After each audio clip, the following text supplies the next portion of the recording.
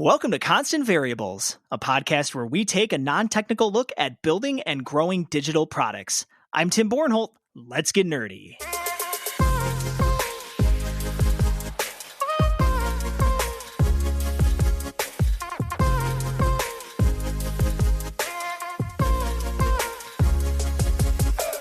Welcome to another episode in our Oofda series, sponsored by the Jed Mahonis Group. In this series, we're giving you a bite of what you need to know about a technical subject, introducing you to an expert in the field that you can follow, and linking to resources where you can dive deeper if you want to learn more. While you're listening to Tim's conversation with Aaron and Katie about robotics, if you find yourself underwater with any of the terminology dropped, be sure to check out our glossary of tech terms at jmg.mn/glossary. Hey, Aaron and Katie, welcome to the show. Hey, Tim. Thanks for having us. Thank you very much for having us on today. I'm excited to have you here to talk about robotics because I think you two are the perfect people here in the Twin Cities to help us kind of break this down. So I'd love for you to take a chance here to explain how you got into robotics and you know what that kind of how that led you into creating Useabot. All right, that sounds great. Thank you for the vote of confidence in us as well. Yeah, that was very generous of you. That was really nice. There actually are a lot of amazing people that do robotics here in the Twin Cities, but we have a bit of a different approach, right? Yep. Because we're not actually creating them, which is nice. We are teaching people about them and selling them to them. So Useabot truly was birthed out of a childhood dream of mine. And the childhood dream was to someday own a robotics company. I had an Elfie as a child. That was my first real robot or ed tech toy.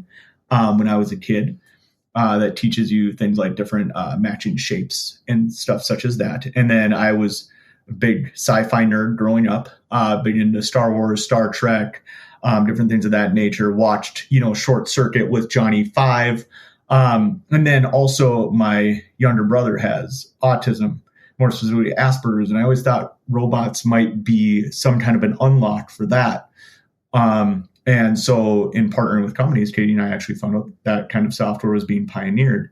But I started building Useabot, which stands for Usable Robots, back in March of 2019, and then asked Katie to be my business partner on it as of December of 2019. And she used to be my old manager at corporate at Lyft. And she recruited me. So we developed a friendship after working together for Lyft and kept that going. And eventually our business partnership grew from there. And we were originally going to just I was adding robots onto Shopify because I started a Shopify store and different types of robots from all different verticals in robotics. And then eventually we panned back and decided to focus more on social robots. And then more specifically, robots as a service for consumers and businesses moving forward. But that's where we're at as of now. There's been a huge growth phase in that, and also lots of pivots, of course, because we are a startup. And if you don't have pivots in a startup, you're probably not a startup. But obviously, there was a lot of that. And robots have just always very much so fascinated me. And then I introduced Katie into the world of robotics in 2019, because prior to us being me asking her to partner, the robot she had in her life was her vacuum. And I'll let Katie talk a little bit more on that as well. Yeah. I mean, just, funny enough, it's like always be pivoting, that's kind of the world that we live in.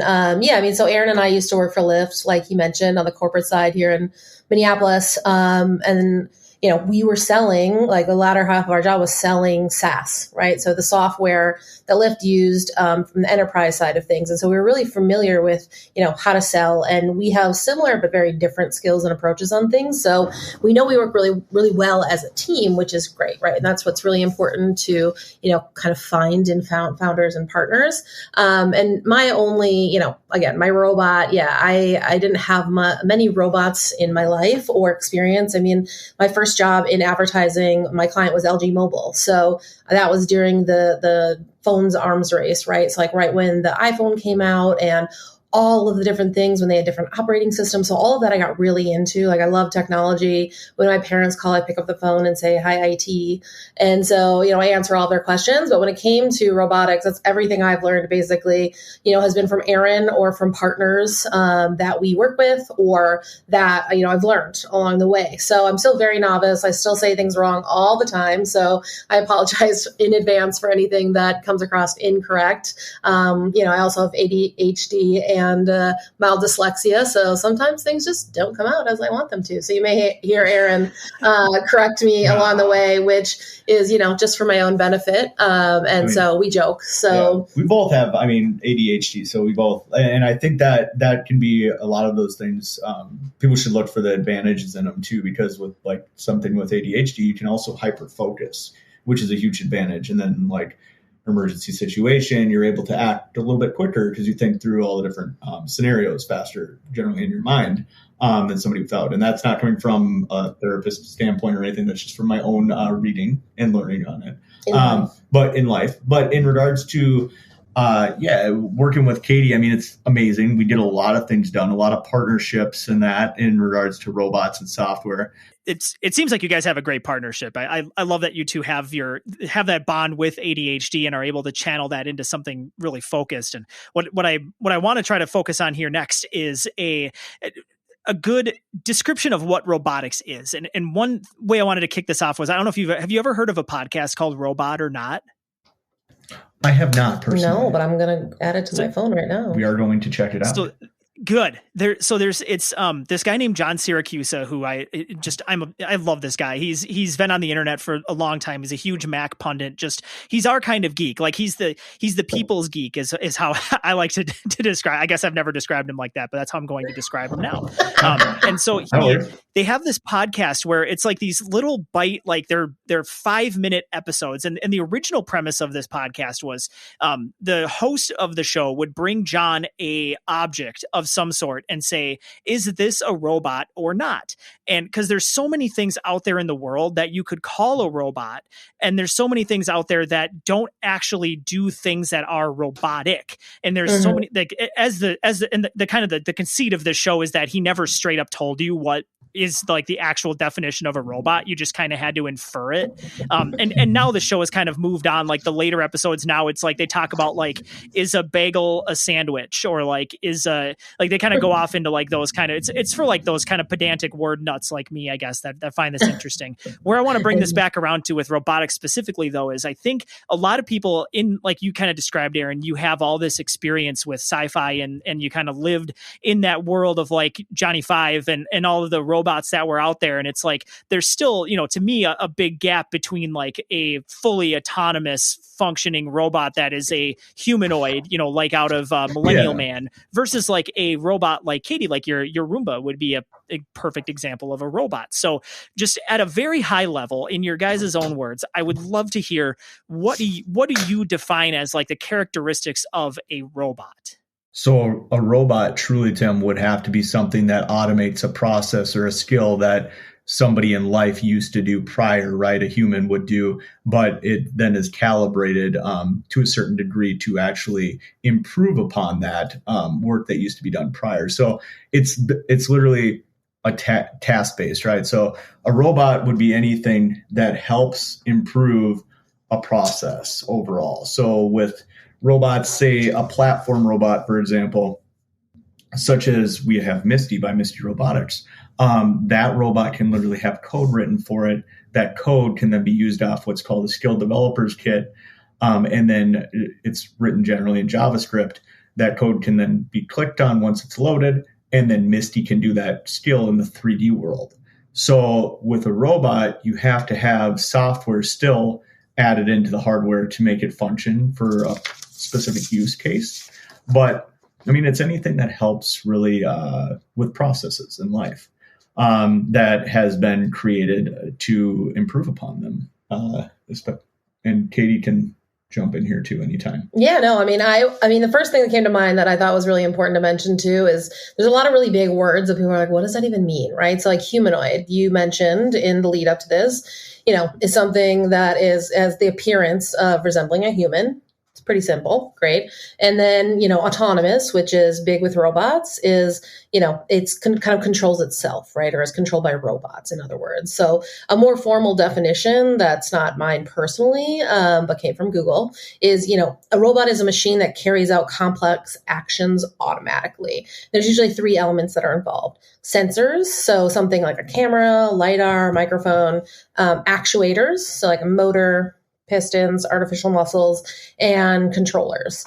So, you think of all those different things. And one of the big words that everyone's hearing now, especially with different chip shortages and things like that, is LiDAR. There has been a shortage of that, but it's also very important in a lot of different elements of robots. So that's kind of the way that I think about it, right, is it has a function that it performs, and they're complex. So it's not something that is something simple that people can do. It's also not trying to eliminate jobs, right? And that's people's biggest things, right? Because there's so many different robots in so many different functions of life. And in reality, like right now, there's over 1 million in the world that are used every day. And a lot of people automatically think robot, they think humanoid one, right? Just like you said. But actually, a lot of them are not made to look like humans. Those are just the ones we see in the movies. There's androids.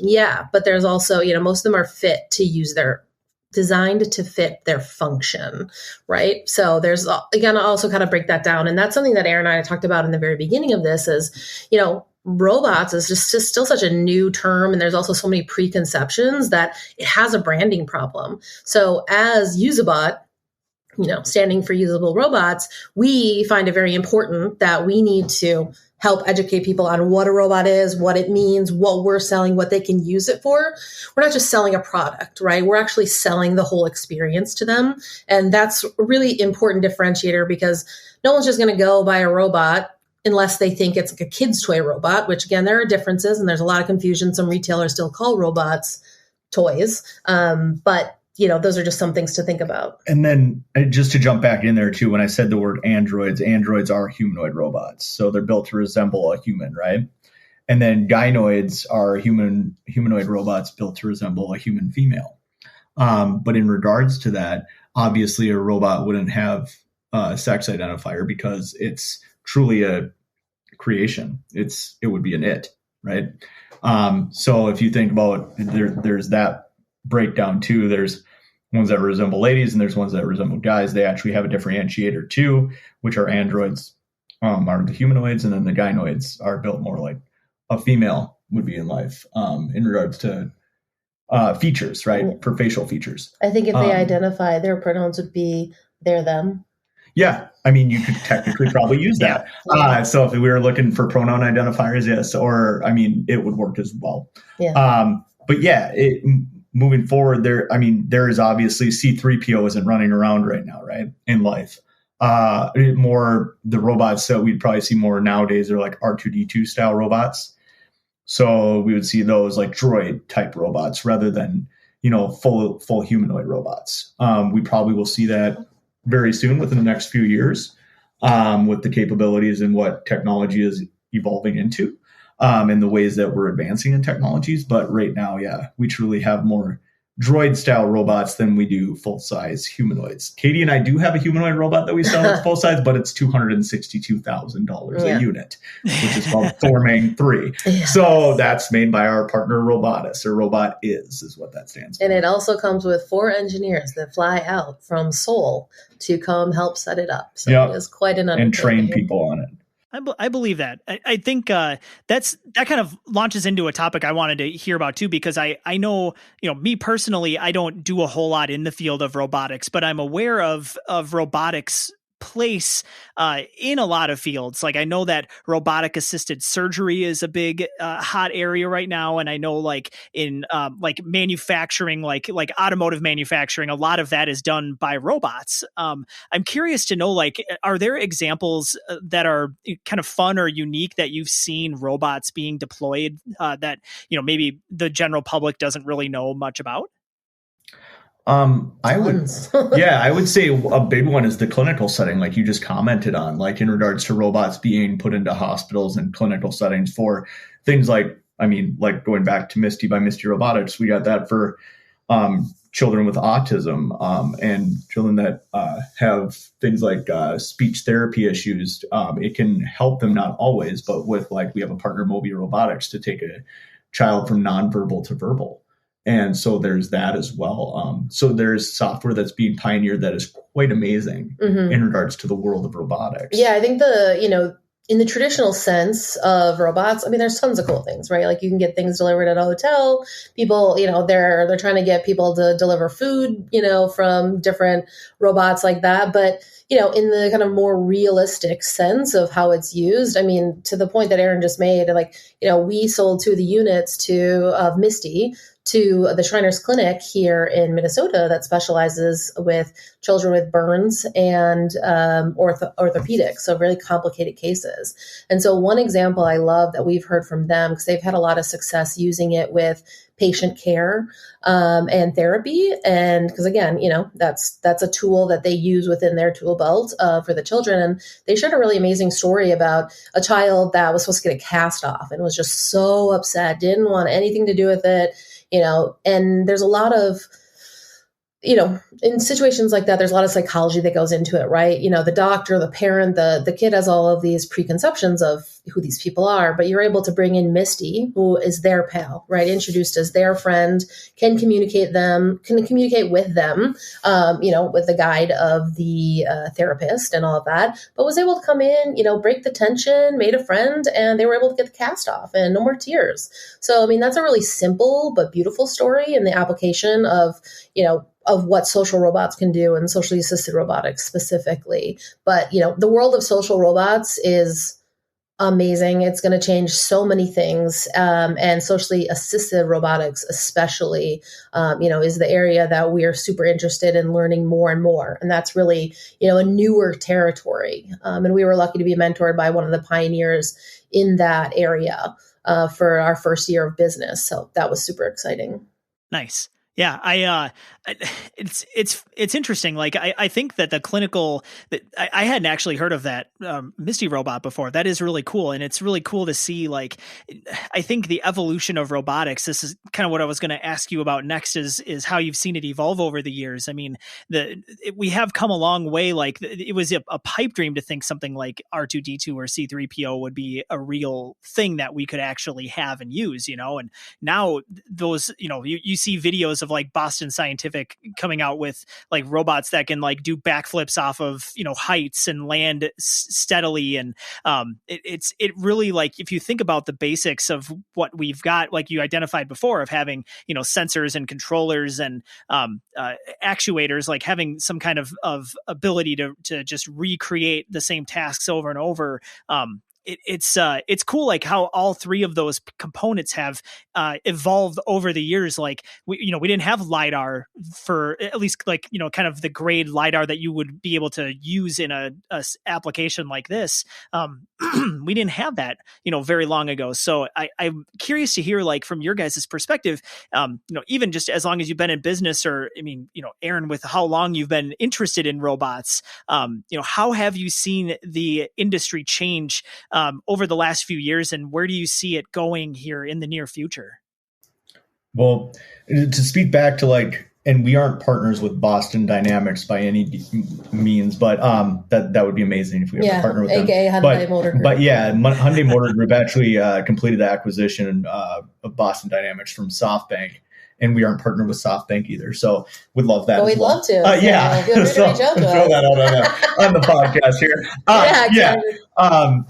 Future partnerships we'd love to have. Yeah. But in regards to that, it's like Katie, when I first started talking with Katie about, robots and stuff and how they're functioning currently, and humanoids and different things such as that, it was like she had her vacuum, right?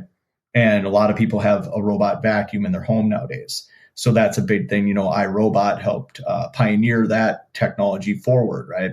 And with going from the home vacuum that people know that can pick up different things. I mean, Katie has a name for hers. I believe she calls it, is it Janet? It's Janet, yeah. Yeah. So she has Janet.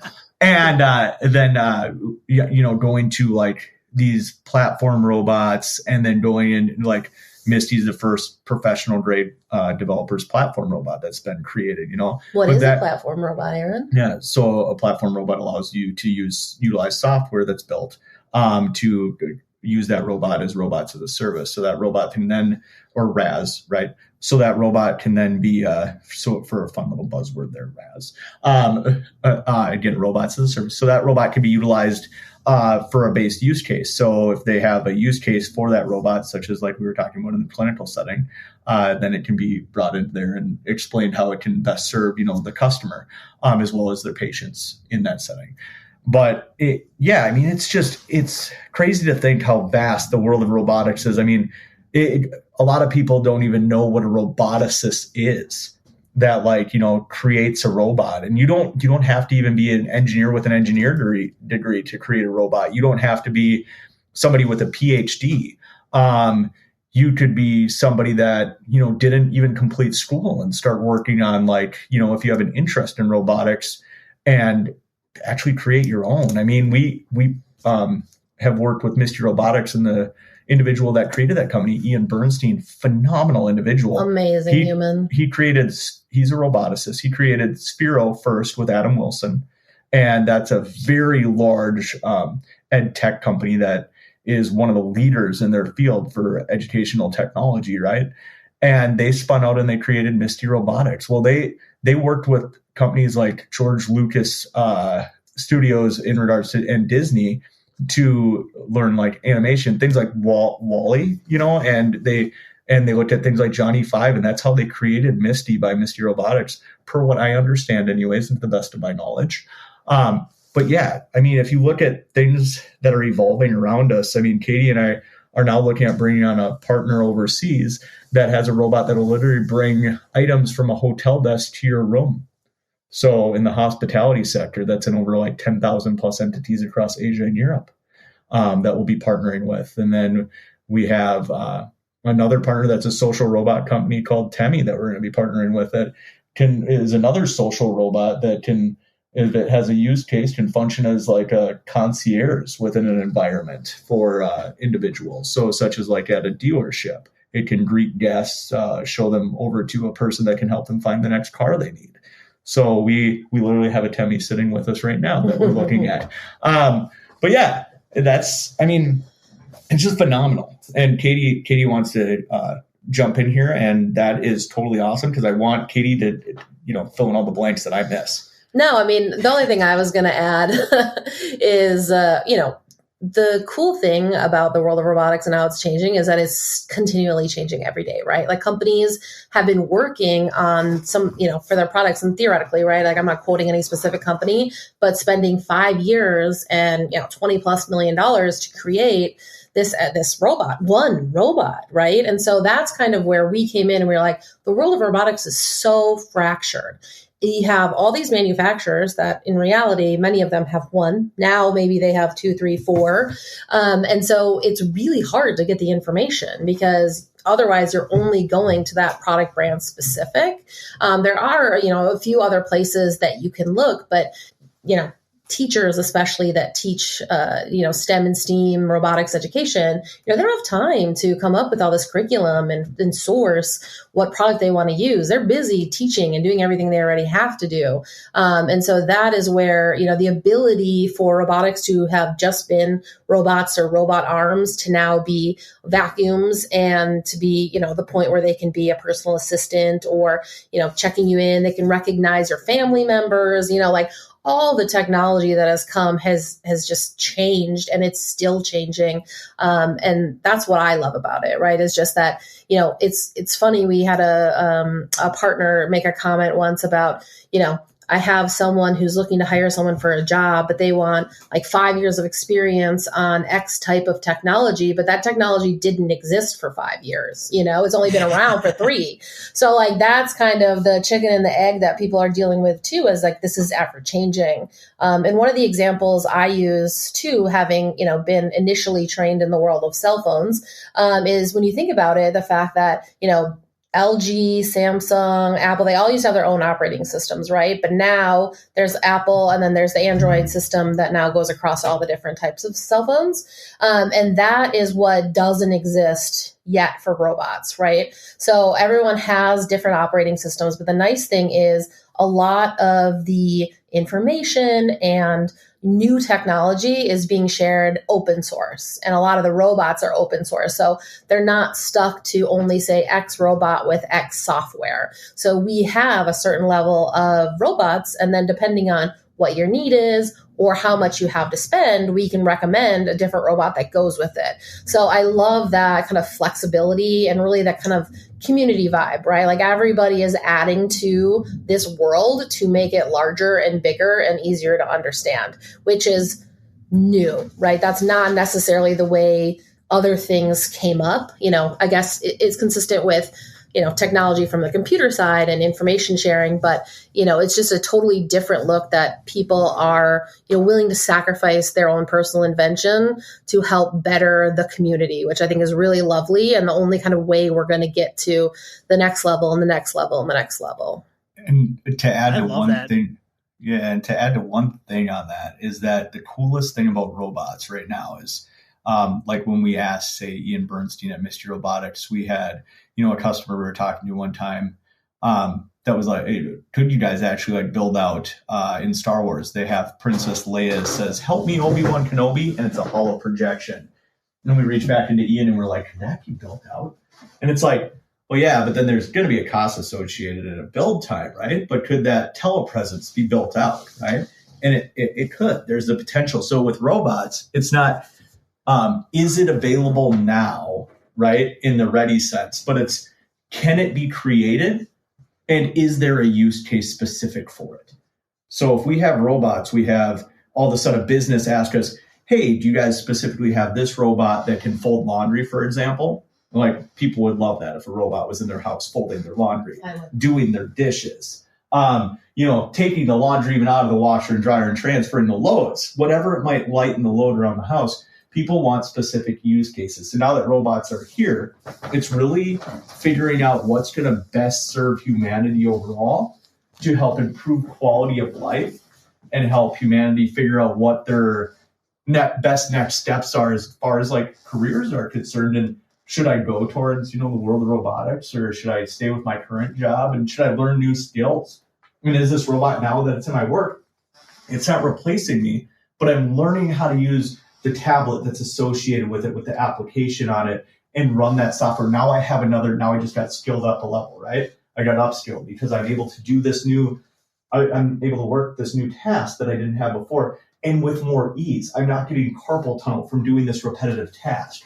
I'm not having these frustrations I had in a day with stopping and recalibrating this machine to do a specific task. So it's really looking at not what is possible in they're right here and now, but what could be possible, right? So that's what we want people envisioning our company is reaching into us and going, hey, Katie and Aaron, I know, I looked through your website, I couldn't find this. Well, great, Katie and I might be able to reach out to another robot company that maybe is in the process of making it, or maybe has thought about it, and now we have a client and we can connect them in and we can possibly partner with that company. Yeah, or provide that solution. Yeah, or we could say that might not be the best robot for you for XXX reason. Yeah. We'd actually recommend this one or this one. Yeah. And we might not know them either, but we may be able to reach out because we've been trying to forge a partnership, right? Mm-hmm. So that's really cool. And just one thing to touch on, an actual real life example of what Aaron was saying, which I think is huge, right? When people are like, robots are going to eliminate jobs. Well, Union Depot has a UVD robot that we represent with a partner, right? We didn't sell it to them, but we were going to do a demo. Yeah, here in Minnesota, at Union Depot in St. Paul. We went there just to go see everything, the way it works. It's really quite amazing. But the cool thing was that we asked the question is what did your employees say when you introduced this, right? And this is JLL, right? It's a huge property management. The Union Depot was trying to do this as a demo to see if that's something that they wanted to buy or extend further. Well, the cool thing was, everyone at first was like, oh, we're going to lose our jobs, right? And that's the first thing that we heard when we sold the SaaS software for Lyft, right? People were like, oh, does this mean I'm going to fire my driver and this? And that's no, this is actually supposed to complement what you're doing. But in this case, the workers actually really enjoy the use of the robot because it up-levels their skills for their next job, right? So instead of just cleaning, what they normally do. They do still have to clean because, again, this sanitizes, it doesn't clean. But they then, after they get done cleaning, will set the robot up to go do its sanitizing, right? So it offers them the skills to work with robots that leads them to have a better future, which, again, with the like cyclical life of trying to make everything better and be community, this is a great example of that in the real life. And that's what Katie and I truly want at Useabot, or Usable Robots for Everyone, is if we have pre-K through 12th grade STEM and STEAM educational products as well, which those products will lead in when kids learn how to utilize them, and young adults in the classroom setting, right? They'll then have potentially lead into careers that'll be in the STEM field. So, which is phenomenal, because right now there's not enough of that in the classroom. There's a big divide between like not having the have-nots and the have, right? And we don't want that. We want to have equity and across the board for everyone. So everyone so no one has that disadvantage with technology. So hopefully moving forward, more classrooms will get geared up for the future of technology, which is really STEM and STEAM, and leading into those careers with companies such as like NASA, for example, right? Not guaranteeing jobs there by any means with that. But definitely saying that learning those types of skills with STEM and STEAM. So, and STEM, for those that don't know, is science, technology, engineering, and mathematics. STEAM is science, technology, engineering. You're adding the arts element and then mathematics. Mm-hmm. So just to break down those two acronyms too, for those that don't know and those that do, just elaborating. I think you guys made a lot of really good points there. And I want to, the one I really want to underscore in all of that was what I've seen specifically in the robotic space. Cause when I was in college, I took a class, this would have been 2006. I took a robotics course, about how to train ibos, which were these like kind of robotic dogs, from back in the day. And I mean, this was in 2006. I mean, we had decent, relatively easy to use technology for back then, but it was still like not an easy task. It took an entire semester to learn how to, get a robot to think like, we wanted to train our dog to like, you had to do like a pet show at the end of the semester. So you had to make it do tricks. And so we were like, trying to outdo each other with like, how can you teach your dog how to jump and land? Like, can you teach your dog how to like, fetch something? There were all these different kind of tasks, and the learning curve to just getting it to do something as simple as walking, like how to calibrate moving, coordinate moving 2 feet together at the same time. It was a lot of work. And from what I'm hearing you guys say, over the years, that technology, as these operating systems improve and as these sensors move and as all of this ecosystem together, open source working together to put information out there and have us all kind of moving humanity forward together in a direction where we can all work together to, build robots that actually do useful things. Like teaching my dog how to jump over a hoop, is not going to help cure world hunger by any stretch of the imagination. But there's a use case for it.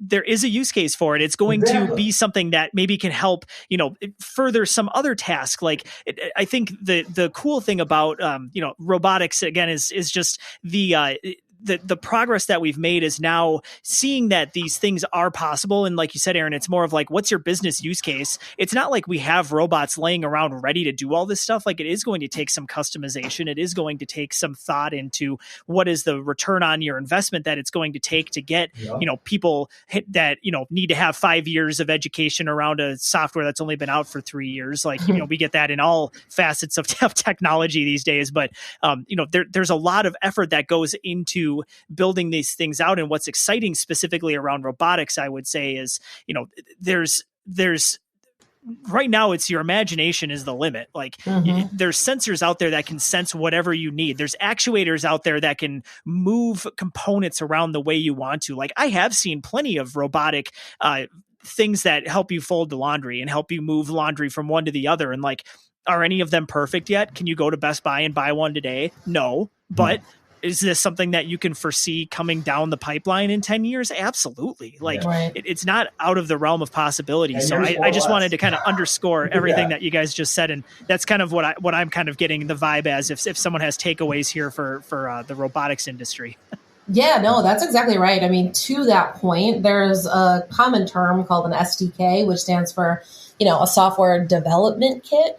So a lot of companies roll these out. Misty has a really great one, for example. I mean, I think Alexa even has one, like all the companies have them. But what it does is it allows someone like you and me, right, to be able to create these skills. So build skills for the robot, share my code with the different community and like access libraries of different things. And so that's really nice because there are the easy things that it shows me how I can do quicker because I'm not a coder or a roboticist. Or there are ways that somebody who has tons of skills can go in and create it, right? So I can do toggles, I can push buttons. That's my side of things. Whereas someone else can say, perfect, I want to pop this code, this code, this code. Here are some examples, like code samples that you can use, documentation. So an SDK is something, too, that people are going to want to be aware of because it's very common and it has helped normal people, I would say, for whatever normal is. More normalized robotics. Yeah, it's kind of, it's normalized. Brought it into the kind of common use where people have the ability to, I can create a skill for Misty, right? But I can't code, but this allows me to do it. So, but you could go to GitHub and you could potentially find that skill. Yeah. And then we could then put that skill into the SDK, and then it could come to life within that robot. Absolutely. Or I can adjust that code to create something new. And the GitHub concept is exactly what we were speaking of, is that's open source, right? That's where people are going to drop the code that they've created so that other people can work on it from there or use it as it is. All that good stuff. And as a little disclaimer, we don't have a relationship with GitHub. We'd love to, but don't on that either. Yes, but with robots, it's really like you said, the possibilities are endless. It's never, can robots eventually do X? It's how can we get robots to be able to do X?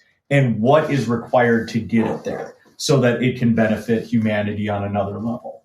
And then be able to do those skills that are needed in the real world and help us as humans moving forward.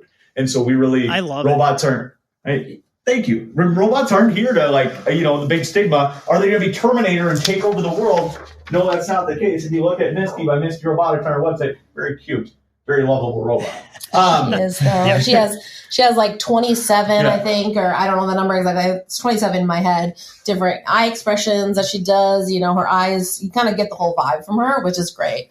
I mean, and there's so many misconceptions about robots, right? Only professionals can build robots. I mean, it's definitely not true. Aaron touched on that, right? Like, you don't need an engineering degree. I have built some robots, just like very basic. If you can read directions, you can go through and potentially build yourself a robot. Yeah. Right. Or if you like to experiment, like just see what comes out of it, And, some people are like, robots aren't in the mainstream. It's like, yeah, they are. Hospitals, labs, energy plants, in your house, and that's my point is only 1 million are used all over the world today. That's something that I found on energy.gov that I was like, wow, that number seems low to me. But it also just shows us how much opportunity there is, right? Because a lot of that is, of course, focused in the industrial side of the world. And we are truly noticing that the more robots Katie and I get or acquire based off of partnerships, because a lot of these partnerships require us purchasing a demo unit so we can learn it, right, and get trained on it. So then we can also train the people that are going to be selling this for us in our company moving forward. As we expand divisions, is that software developers kit that Katie talked on. We're noticing that is more compatible, like paired in with each robot. So with each robot, as they come out for social robots, especially, they generally have a skilled or a software developer's kit for that said robot. Like there's really cool ones called Cosmo and Vector. We are an authorized reseller of Puzzlets by Digital Dream Labs, but they make Cosmo and Vector. That was originally made by a company called Anki, which was, and I might not be enunciating that the best, but that company originally became defunct back in, I do believe, 2019. But then Digital Dream Labs acquired the assets to them, and now they make Cosmo and Vector open source. So, and those will be coming out, not sure of the full release date yet, but should be coming into the pipeline pretty soon here, which those are two very cool. You can look up a lot of YouTube videos on Cosmo especially, as well as Vector. I mean, that some of those videos have millions of views to them. But yeah, so the world of robots is I mean, the possibilities are endless. So let's say, like, on that note, like, let's say, I'm your best friend now, right? Like, I'm somebody that's close to you that actually, I'm not just Joe Public, right? Like, these are like, if somebody trusted came up to you and said, I really want to get into robotics, I'm really looking for a place to start in this space. Where's the first place you would direct them? Is it doing like one of those things that you just suggested, like working with Cosmo or working with some of those other technologies, or like, would you tell them like send them down a YouTube rabbit hole? Like where's square one for you guys? I would not send them down a YouTube rabbit hole. Personally, that's the rabbit hole that people get into, right? And you end up on a lot of different things in regards to the world of robots, probably by going down that.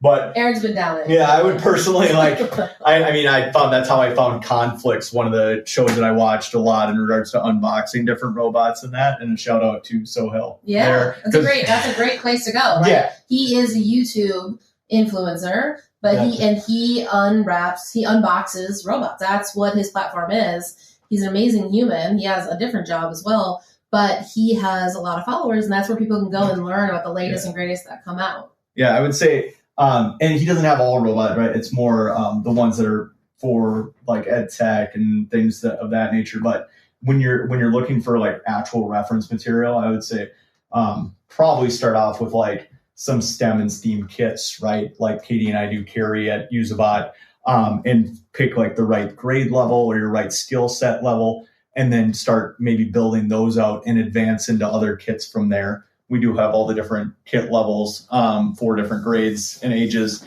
And we really think that would be the best way to gear it, is to slowly work through building out, or, picking up books from obviously like we don't have a partnership with Barnes & Noble, but maybe like a Barnes & Noble or going on bookstore, or a private bookstore. And because really, the world is your oyster nowadays in regards to knowledge, because you do have things like YouTube, you do have things like Amazon, that you can literally buy, the parts that you need. But you can also come to us at Useabot specifically for robots and software and figure out, like, we do have 2 software partners right now, hopefully more in the future. But we can figure out, if we don't have that partnership, how to obtain it, and then how to see if we can have a solution built out for a different business based off, like it said prior, a use case. We're going to use that word a lot in this combo. I love that. I think it's really important to have that kind of trusted person you can turn to. So I'm glad that, you guys are offering that. And I give you a second in a second to tell people how they can get in touch with you. But I really appreciate you guys coming on and breaking down robotics like this. And, if you ever do need someone to come on and help program robots, we definitely do that too at JMG from time to time. So, you've got someone you could turn to if you need just a general nerd to help out on that as well. But I certainly would say, if you have a project that you need, specifically around the world of robotics, I'd turn to Useabot first. So, here's a chance for you guys. I'd love for you to tell everyone, where they can find you and maybe even what kind of person would be the right fit to reach out to you at Useabot. So it would just be our website, which is useabot.com. So useabot.com, which stands for Usable Robots. And then they can reach out to either Katie or I, and it's just Katie at Useabot, or Aaron at Useabot, or they can reach out to us via our support at useabot.com. And all that information is on our website too. We also have different data captures where if you go in there and you say, this is what I'm looking for, here's a little bit of information about it, then we can follow up with you. Nice. Because there are so many different use cases, right? So even when you ask, like, who's the right person, right? It can literally be anyone, right? Because that person might know someone that is interested, or they're not necessarily the decision maker. But especially when it comes to, from the ed tech, so from schools, right? It's principals, it's teachers, it's everyone across the board. From the business side of it, again, it's anyone that has the vision that they want to come to life, and they share that vision with us. We work through what it is, and then we try to make it come to life, and definitely in an affordable way, right? And that's why we handpick the people that we work with, and we like to ensure that we have a range so that money is not the obstacle to furthering this technology. And we really want to see what consumers want, because nothing against the automotive industry, I love working it, but like Henry Ford said back in the day, if I would have made what people wanted, and this isn't an exact quote, but it's close, I would have made faster horses. So Instead, we actually go, and that's what takes that consultative sales process, going through actually sitting down with the client or customer, figuring out what they actually have going on and what would be the actual need and not just the want. Because we all have wants in life, but there's a very specific core need that needs to be solved. So usually it's a pain point within a business or for a consumer. And they're like, hey, I want to learn STEM or STEAM, or I want to learn about robotics. So that's what Katie and I are able to provide to that customer or to that business by going through the appropriate wants and needs analysis with. That's awesome to strive for. I think that's a great place to end this. So Aaron, Katie, thank you so much for joining me today. And I hope everybody here learned something about robotics. Thank you much. Thank you so much, Tim. Thanks. We hope You're so, amazing. Tim. Thanks for having us on here. Jenny and you are both awesome, and we appreciate it very much. Yes, take care and stay healthy, everyone. A big thanks to Aaron and Katie for joining Tim on the podcast today. You can learn more about Useabot by visiting useabot.com. Show notes for this episode can be found at constantvariables.co. You can get in touch with the show by emailing hello@constantvariables.co, or you can find it on Twitter at CV_podcast. Today's episode was produced by Jenny Karkowski and edited by the Zen Jordan Doust. As we mention in every episode, if you can take 2 minutes to leave us a rating and review on Apple Podcasts, it'll really help us reach a larger audience, and we'll thank you by giving you a shout out on the show. Visit constantvariables.co/review and it'll take you right there. This episode was brought to you by the Jed Mahonis Group. Check us out at jmg.mn and follow us on LinkedIn.